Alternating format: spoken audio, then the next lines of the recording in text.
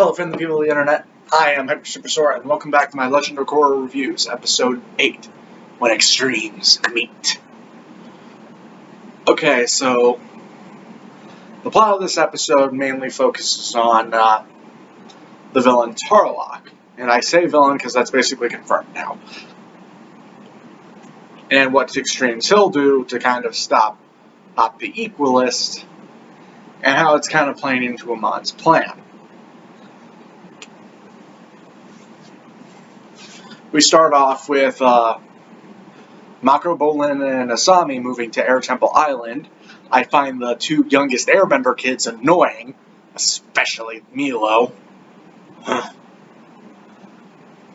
We get some more love triangle bullshit. We get some more... we get how Asami now has daddy issues. It was because learning your dad's kind of a villain ain't something you want to hear. So, that's something. Tarlok pretty much keeps getting more power like Palpatine, and at the point where he might as well be a dictator for Republic City. So, he's also kind of a red herring for Amon's identity when this first came out.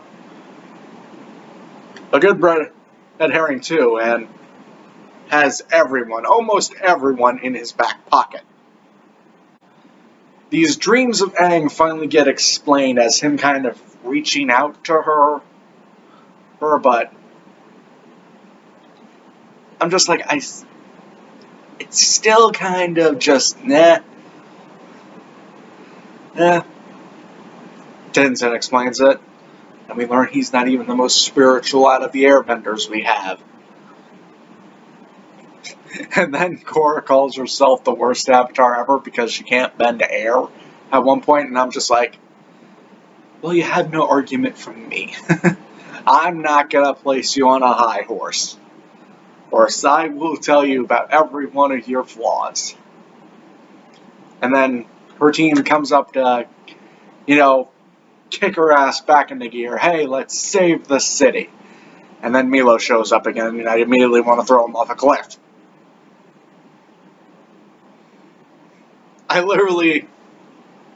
He wrote down, I hate that fucking kid, in my notes. And then they're going to go on patrol for some reason. Like, they don't have a goal yet, so Sami decides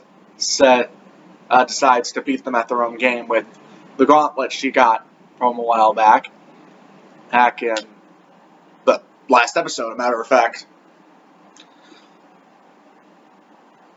Okay. And I'm thinking, did they have a plan before they knew about the police radio in the car? Or was Asami's plan just drive around, turn on the police radio, and hope to find some Equalist? They have no real goal in mind. Yeah, stop the Equalist. How? In the Avatar, they said, we need to beat the Fire Nation, we need to beat the Fire Lord. Okay, how? You need to master all 4 elements and beat them before the eclipse. Got ya. That adds a time limit, too. Tarlok could have been a time limit for Korra to try to deal with this herself. But no. We get more love triangle stuff. And pretty much Tarlok being a dictator. If they disagree with me, kill them.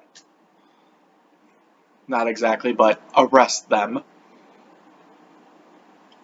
Tenzin wants to deal with the issue, but the rest of the people on the fucking council are yes men to Tarlok. With no fucking morals. So I doubt that's gonna fucking work. I literally just put in my notes, Tenzin being the best ever. He is probably my favorite character in the show so far, Tenzin. Aang's son, Tenzin. I like Tenzin. Okay? Fine. He got me to admit it. My favorite character is Tenzin. We had Korra confronting Tarlok. Tarlok saying, you're pretty much doing everything Amon stands against and pretty much feeding him more ammo and soldiers by oppressing benders, and he goes, "Oh, you do the fucking same thing." And yes, we have seen Korra use her power against non-benders and benders alike. Her aggression is not discriminative. If she will muscle you no matter who you are. But I pretty much wrote down practice what you practice what you preach. Practice what you preach, Korra. I'm leaving that in. They have a fight scene. Fight. Other than being a sleazy politician, Tarlok's actually a really good waterbender also. Along with being a bloodbender. Not just that, a bloodbender who doesn't need a full moon to blood bend. Now this is kind of the problem with Korra. It suffers from power creep. Like, they feel like they constantly need to raise the stakes. How do we make this waterbender more dangerous? Well, we make him a bloodbender, but we had those in the last season.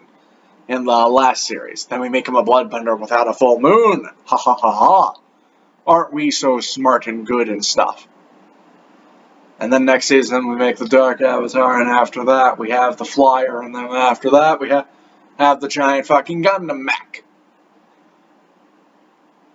I would say find out where your peak is and then slowly work up to it. Not constantly add and add and add.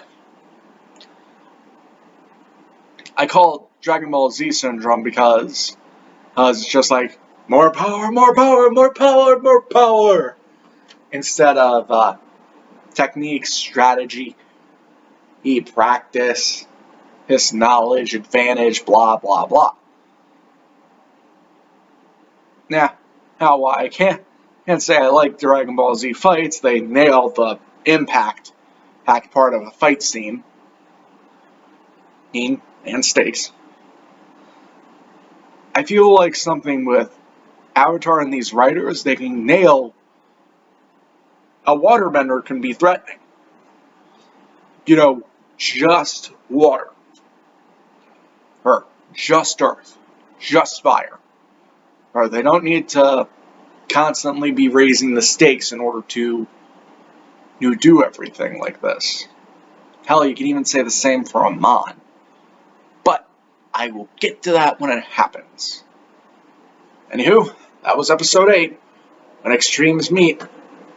What'd you guys think of it? Leave your thoughts in the comment section down below. And while you're down there, hit that little like button if you like the video. And don't forget to subscribe to see more of me.